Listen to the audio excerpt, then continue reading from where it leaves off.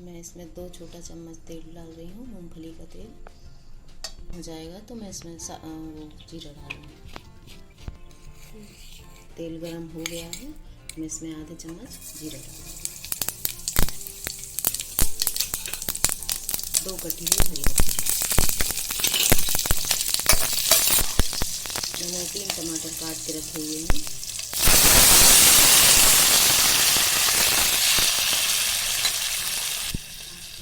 आधा चम्मच इसमें सेंधा नमक डालूंगी।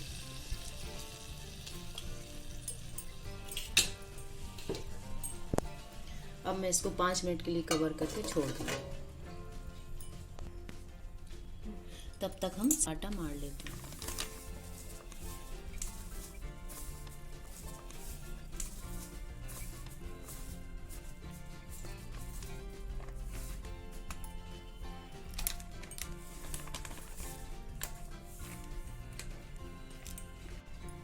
इसमें थोड़ा सा नमक डालूंगी मैं। नमक को अच्छे से मिला के मैं इसको कम कम पानी डाल के इसको गूँथ लूँगी आटे को। इसका आटा कड़क गूँथता है ताकि पूड़ियाँ टूटे नहीं, अच्छे से बन जाए।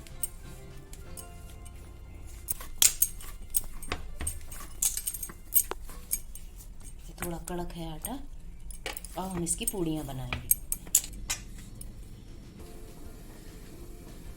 मैं इसमें थोड़ा सा मूंगफली का तेल डालूंगी।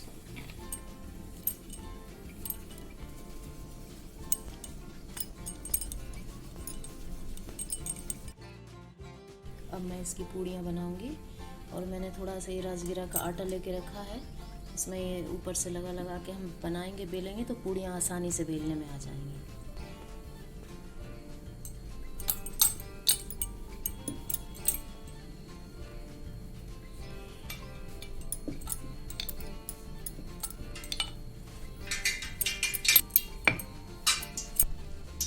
ये हमारा ऑयल गरम हो गया है, धीरे से इसको डालूंगी इसमें।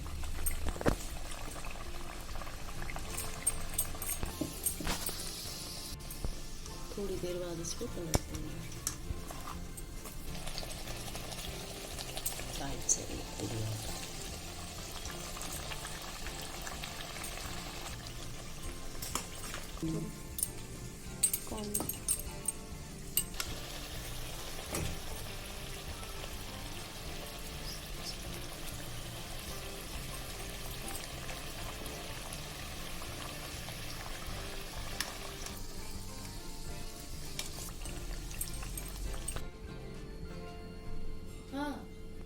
इसको बनते हुए लगभग 10 मिनट हो गए हैं। टमाटर अच्छे से पक गया।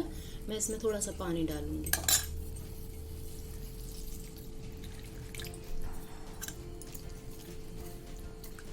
बस 5 मिनट के लिए और छोड़ना है। उसके बाद इसमें धनिया पुदीना डालेंगे। ये 2-3 मिनट बाद ये बन गई है। मैं इसमें थोड़ी सी शक्कर डालूंगी, आधी चम्मच।